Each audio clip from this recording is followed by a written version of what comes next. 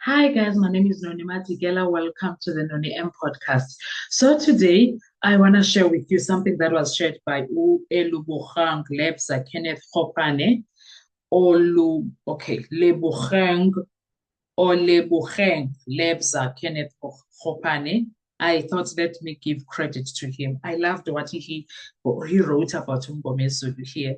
He attached uh, an article from Times Live when they were reporting about the death of Mngomezulu. I was touched by what he wrote. Let me share with you what he wrote.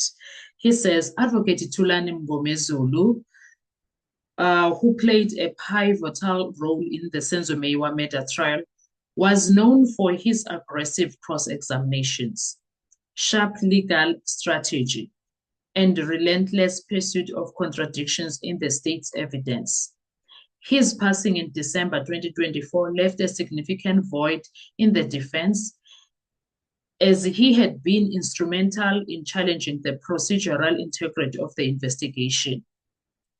The late Advocate Thulani Mngomezulu's proceedings and contradictions in state evidence. 1. AVL data contradictions. Officer Vusumuzi Mokgane's testimony initially claimed the vehicle transporting Bongani Ntanzi was in good condition, but later admitted it had mechanical issues that led to multiple stops. Stop locations. AVL data confirmed a 22-minute stop at a petrol station, aligning with Ntanzi's claim that he was assaulted near a garage, lending credibility to the defense's argument.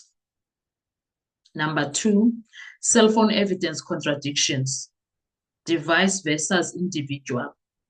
Defense argued that the location of cell phone does not confirm physical presence, challenging the state's claim that the accused coordinated the crime using calls. Longwe Twala's phone. Twala was using his father's phone on the day of the murder, raising concerns about whether cell phone tracking accurately linked individuals. Ntanzi's phone activity. Calls were made while he was in custody, putting the reliability of the state's tracking into question. Number 3, crime scene contradictions.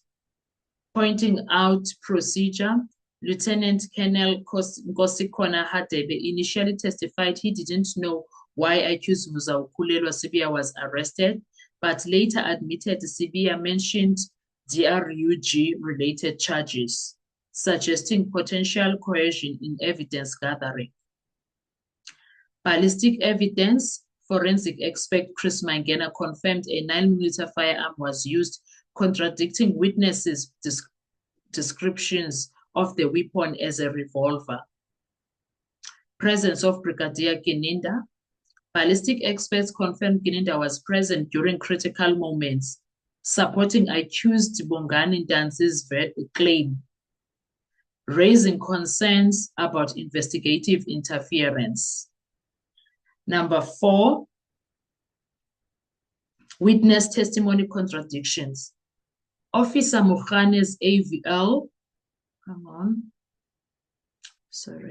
Number 4, witness testimony contradictions. Officer Mokgane's AVL testimony, conflicting statements regarding the vehicle condition and travel path weakened parts of the state's narrative. Cell phone analyst Gideon Gous. Mngomezulu pressed on whether the cell phone data actually linked the accused to the crime, challenging the state's claim about the coordinated efforts. Murder weapon description varied, with forensic analysis contradicting initial witness statements, raising concern about accuracy in investigative procedures. Number 5, impact on the case. Advocate Mngomezulu's passing marked the loss of a defense strategist who systematically exposed critical flaws in the state's case.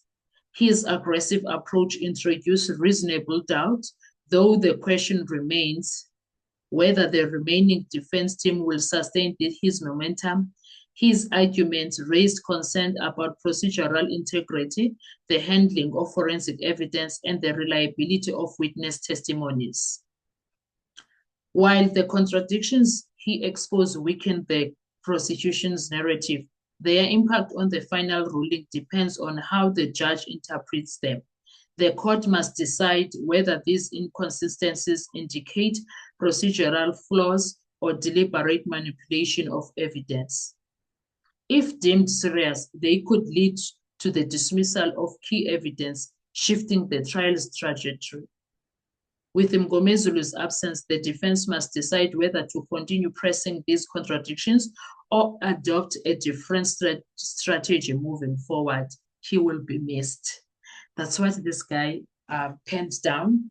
And I'm so proud of him, man, speaking about Ubaba Mngomezulu Kanjeya.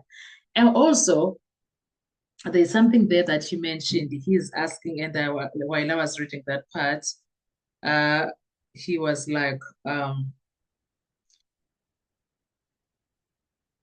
will the defense, the strategy of defense, okay, I can't find it now. But what I can say is that actually at this point where we are, I don't think on any of us, we are worried about the defense, especially Umnisi. Umnisi has came Mngomezulu tenfold right now, and he's showing strength that comes from heaven, Shem. Umnisi's strength comes straight from heaven, and there is nothing that anyone can do to challenge it. The power that is invested in Umnisi, it was vested from heaven. He got that power from heaven. The Almighty is working over time. There he's like, do this. This is how you are going to do this. This is how you are going to ask this question. This is the strategy that, like, there is wisdom, Jay, all the way from how he is tackling every point of the evidence. So Mngomezulu gave the button, he slept, but the Lord was like, you can sleep, Joshua, all right? But I will raise, you can sleep, Moses. But Mngomezulu's name, the other one was Joshua. You can sleep, Moses. I will raise a Joshua for you. So Mnisi has become a Joshua of the Moses who was Joshua, who is Mngomezulu. So it's something that is refreshing to see, guys. It's something that is refreshing to see, and I'm enjoying everything that is happening in that courtroom. I will not lie. I am enjoying Alice. Everything is on point. There is no way.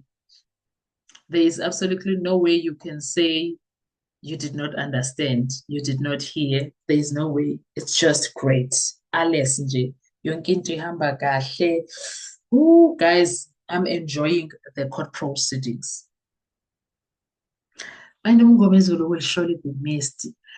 I remember some of the things that, guys, let's talk about what you remember Mngomezulu about. I remember, was it Buthelezi? And he was like, baba, akubhali matikiti la, sisemsebenzise court la, sekola akubhala matikiti la. And then he said to, who's this one, this witness?